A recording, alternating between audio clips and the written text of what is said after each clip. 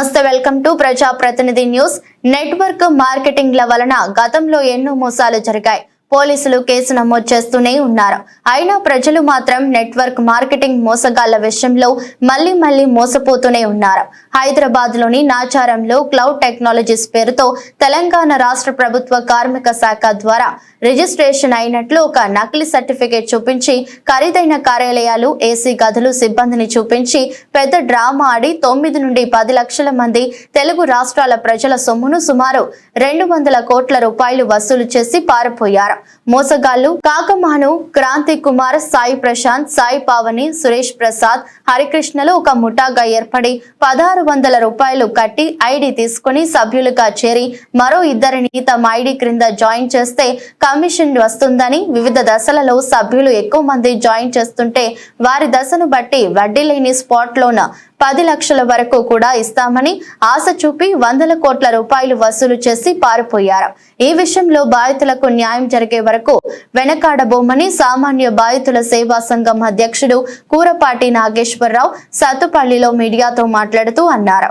హైదరాబాద్ లో బాగ్ లింగంపల్లిలో మోసపోయిన బాధితుల సమావేశం ఏర్పాటు చేస్తామని, నెట్వర్క్ మార్కెటింగ్ మోసగాళ్ల విషయంలో ప్రజలు అప్రమత్తంగా ఉండాలని సూచించారు.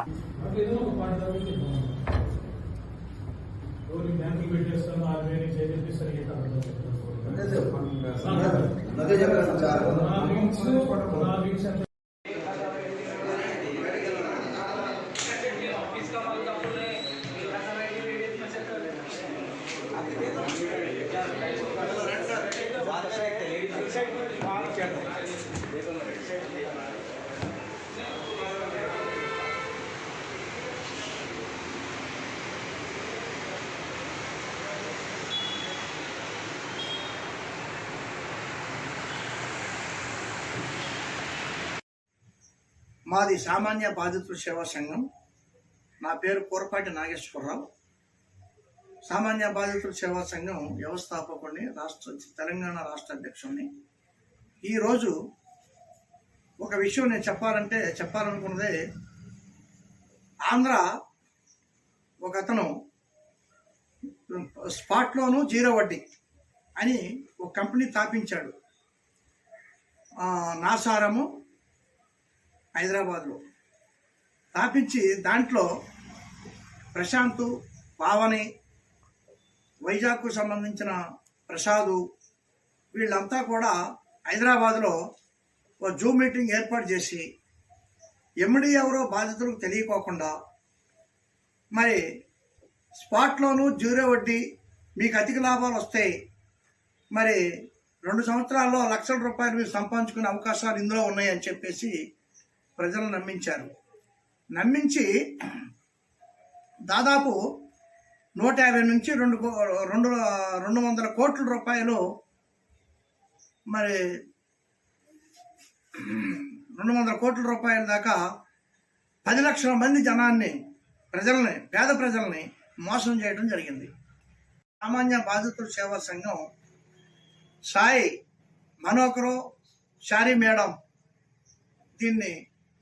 ఈ కేసుని మీద బాధితులు న్యాయం జరగాలని చెప్పేసి పోరాటం చేయడం జరుగుతుంది.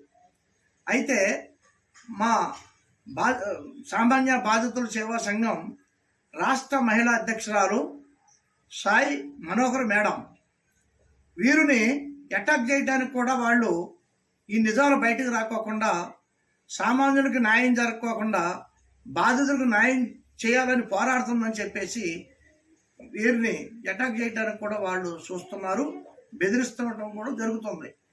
కాబట్టి మేము సామాన్య బాధితుల సేవా సంఘం బాధితుల కోసం మేము ఎంత దూరమైనా రావడానికి సిద్ధంగా ఉన్నా కూడా వారు ఎన్నంటే ఉండి వారికి న్యాయం చేయాల్సినంత వరకు కూడా ఈ మోసం చేసినటువంటి వ్యక్తులను మాత్రం మేము వదిలిపెట్టేది లేదు. తర్వాత హైదరాబాద్లో కూడా మరి పోలీసు మల్కాజ్గిరి కమిషనర్ గారికి, డిటిఓ ఆఫీస్కి, తర్వాత కట్టుకేతల పోలీస్ స్టేషన్లో కూడా కంప్లైంట్ చేయడం జరిగింది. మరి పోలీసు అధికారులు కూడా ఈ కంప్లైంట్ల మీద ఏమేమి నిర్ణయాలు తీసుకున్నది, ఎంతవరకు వాళ్ళకి సహకరించి న్యాయం చేస్తుందో కూడా మేము ఆర్టీఐ కింద కూడా అడగదలుచుకున్నాం.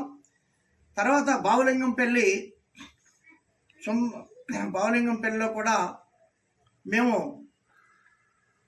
రౌండ్ టేబుల్ సమావేశం ఏర్పాటు చేసి బాధితులకి అవగాహన కల్పించి మరి బాధితులకి మేము అండగా ఉండి ఎవరైతే మోసం చేశారో ఆ ఎండి కానీ పావని ప్రసాద్ వీరంతా ఎవరైతే జూ మీటింగ్ పెట్టారో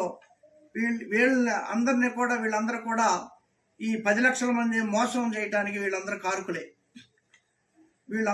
కారకులే కాబట్టి ముందు వీళ్ళందరినీ కూడా పట్టుకొని లోన్ వేసి వాళ్ళకి బాధితులు న్యాయం చేసేంత వరకు కూడా నేను పోలీస్ అధికారులను కూడా కోరేది ఏంటంటే మీరు కూడా మేము స్వచ్ఛందంగా కష్టపడుతున్నాం కాబట్టి మీరు అధికారికంగా మీకు ఒక బాధ్యత ఉంది కాబట్టి మోసం చేసినటువంటి బాధితులు న్యాయం చేయాల్సిన బాధ్యత మీకు అధికారికంగా మీకు ఉన్నది కాబట్టి మీరు కూడా సహకరించి మరి ఇటువంటి మోసగాళ్ళని మీరు పట్టుకొని చట్టరీత్యా చర్య తీసుకోవాల్సిందిగా నేను ఈ మీడియా సమూహంగా మరి నేను కోరటం జరుగుతుంది. దీన్ని పరిగణలో తీసుకొని ఇవాళ నిన్న చివరిపేట నుంచి కూడా 150 మంది బాధితులు నాకు ఫోన్ చేయటం జరిగింది. కాబట్టి మీరంతా కూడా దీన్ని మరి మనోకర్ మేడం గారికి ఏది హాని జరిగినా సరే మా బాధితుల సేవా సంఘం వదిలిపెట్టేది లేదు. కాబట్టి దయచేసి బాధితులంతా కూడా ఐకమత్యంగా ఉండి కలిసికట్టుగా ఉండి మీరు ఏదైతే మోసపోయారో మీకు న్యాయం జరిగేంత వరకు కూడా మీరు మా సామాన్య బాధితుల సేవా సంఘానికి సహకరించి అధికారులు కూడా సహకరించి మీరు న్యాయం పొందాలని చెప్పేసి నేను ఈ సభాముఖంగా ఈ పత్రికాముఖంగా నేను